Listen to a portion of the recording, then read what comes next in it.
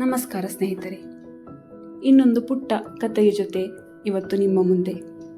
ಇಂದು ನಾನು ಹೇಳಲಿರುವ ಕತೆ ಒಂದು ಮಣ್ಣಿನ ಬೌಲ್ನಿಂದ ಆರಂಭವಾಗಿ ಒಂದು ದೊಡ್ಡ ಮನಸ್ಸಿನಲ್ಲಿ ಮುಗಿಯುತ್ತದೆ. ಕಥೆಯ ಹೆಸರು ಹಕ್ಕಿಗಳ ಪ್ರೀತಿ. ಕಲಾಗೆ ಒಂದು ಚಿಕ್ಕ ಅಭ್ಯಾಸವಿತ್ತು. ಪ್ರತಿದಿನ ಬೆಳಗ್ಗೆ ಮನೆಯ ಕಾಂಪೌಂಡ್ ಗೋಡೆಯ ಮೇಲೆ ಒಂದು ಮಣ್ಣಿನ ಬೌಲ್ನಲ್ಲಿ ತಣ್ಣನೆಯ ನೀರು ತುಂಬಿ ಇಡುವಳು. ಸ್ವಲ್ಪ ಹೊತ್ತಿನಲ್ಲೇ ಚಿಕ್ಕ ಚಿಕ್ಕ ಹಕ್ಕಿಗಳು ಬಂದು ನೀರು ಕುಡಿದು ಚಿರಿಕಾಡುತ್ತಾ ಹಾರಿ ಹೋಗುತ್ತವೆ. ಆ ದೃಶ್ಯ ನೋಡಿದಾಗ ಕಲಾಳ ಮನಸ್ಸು ತುಂಬಿ ಹೋಗುತ್ತಿತ್ತು. ಆದರೆ ಕೆಲ ದಿನಗಳಿಂದ ಇವಳು ಇಟ್ಟ ಬೌಲ್ ಕಾಣೆಯಾಗತೊಡಗಿತು. 1 ದಿನ, 2 ದಿನ, 3 ದಿನ ಯಾರೋ ಕದಿಯುತ್ತಿದ್ದಾರೆ ಎಂದು ಕಲಾ ಕೋಪಗೊಂಡಳು. ಆ ದಿನ ಸಂಜೆ ಕಿಟಕಿಯ ಹಿಂದೆ ಮೌನವಾಗಿ ಕಾದು ಕುಳಿತಳು.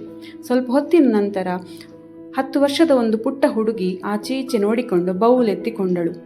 ಕಾಲ ಓಡಿ ಹೋಗಿ ಅವಳ ಕೈ ಹಿಡಿದಳು. ಯಾಕೆ ತೆಗೆದುಕೊಳ್ಳುತ್ತಿದ್ದೀಯಾ? ಬಾ, ನಿನ್ನ ಮನೆಗೆ ಹೋಗಿ ಬರೋಣ. ಅಮ್ಮನ ಜೊತೆ ಮಾತನಾಡುವೆ ನಾನು. ಒಳ್ಳೆ ಬುದ್ಧಿಯಲ್ಲ ಇದು ಎಂದು ಜೋರು ಮಾಡಿ. ಹುಡುಗಿ ಮಾತನಾಡಲಿಲ್ಲ. ತಲೆ ತಗ್ಗಿಸಿ ಮುಂದೆ ನಡೆಯತೊಡಗಿತು. ಸ್ವಲ್ಪ ದೂರ ಹೋಗಿ ಒಂದು ಚಿಕ್ಕ ಗುಡಿಸಲ ಮುಂದೆ ನಿಂತರು. ಅಲ್ಲೊಬ್ಬ ತಾಯಿ ತನ್ನ ತೊಡೆಯ ಮೇಲೆ ಇನ್ನೊಂದು ಪುಟ್ಟ ಮಗುವನ್ನು ಮಲಗಿಸಿಕೊಂಡು ತುತ್ತು ತಿನ್ನಿಸುತ್ತಿದ್ದಳು.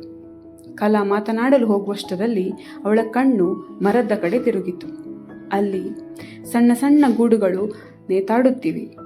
ಮರದ ತುಂಡುಗಳಿಂದ, ಮಡಿಕೆ ತುಂಡುಗಳಿಂದ, ತೆಂಗಿನ ಚಿಪ್ಪುಗಳಿಂದ ಮಾಡಿದ ಪುಟ್ಟ ಮನೆಗಳು. ಪ್ರತಿಯೊಂದು ಗೂಡಿನಲ್ಲೂ ಒಂದೊಂದು ಮಣ್ಣಿನ ಬೌಲ್, ಪ್ರತಿಯೊಂದರಲ್ಲೂ ನೀರು. ಹಕ್ಕಿಗಳು ಕುಡಿಯುತ್ತಿವೆ. ಕಲಾ ನಿಧಾನವಾಗಿ ಕೇಳಿದಳು, ಇದೇನಿದು? ಹುಡುಗಿ ಹೇಳಿದ್ಲು, ಅಕ್ಕ, ನಿಮ್ಮ ಮನೆ ಮೇಲೆ ಒಂದೇ ಬೌಲಿತ್ತು, ಆದರೆ ಹಕ್ಕಿಗಳು ತುಂಬ ಇವೆ. ಒಂದಕ್ಕೆ ನೀರು ಸಿಕ್ಕರೆ ಇನ್ನೊಂದು ಕಾಯಬೇಕು. ಅದಕ್ಕೆ ನಾನು ತೆಗೆದುಕೊಂಡು ಇಲ್ಲೆಲ್ಲ ಇಟ್ಟೆ. ಆ ಒಂದು ಮಾತು ಕೇಳಿದ ಕ್ಷಣ ಕಲಾಳ ಕಣ್ಣು ತುಂಬಿ ಬಂತು. ಅವಳು ನಿಧಾನವಾಗಿ ಮೊಣಕಾಲೂರಿ ಆ ಪುಟ್ಟ ಹುಡುಗಿಯನ್ನು ಗಟ್ಟಿಯಾಗಿ ತಬ್ಬಿಕೊಂಡಳು. ಆ ದಿನ ಅವಳಿಗೆ ಗೊತ್ತಾಯಿತು, ನೀರು ಇಡುವವರು ಹಲವರು ಇರುತ್ತಾರೆ, ಆದರೆ ಎಲ್ಲರಿಗೂ ಸಾಕಾಗುವಂತೆ ಇಡುವ ಹೃದಯ ಅಪರೂಪ. ಮರುದಿನ ಬೆಳಗ್ಗೆ ಕಲಾ ಮತ್ತೆ ನೀರು ಇಟ್ಟಳು. ಈ ಸಲ 1 ಬೌಲಲ್ಲ, 10 ಬೌಲ್ಗಳು. ಆ ದಿನದಿಂದ ಅಲ್ಲಿ ನೀರು ಕುಡಿದವು ಹಕ್ಕಿಗಳು ಮಾತ್ರ ಅಲ್ಲ, ಮಾನವತ್ವವೂ ಕೂಡ. ಧನ್ಯವಾದ.